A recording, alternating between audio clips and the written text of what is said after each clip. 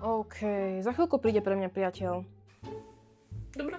Ja ťa z celého srdca prosím, aby si mne nespravila takú hanbu, ako pri mojom ex naposledy. Čo? Neviem, o čom hovoríš. Mami, toto je Michal, toto je mamka, zoznámte sa a ja musím na záchod, lebo sa doštím.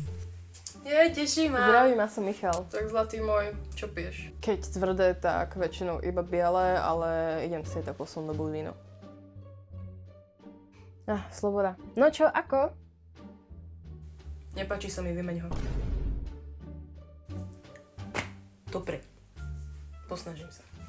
Ďakujem. A už je to. Mami, toto je Roman, toto je mamka, zoznámte sa a ja si idem ešte pri kabelku. Teší ma, ja som Roman. Pijem iba Jägermeistera a nič iné do huby nedám.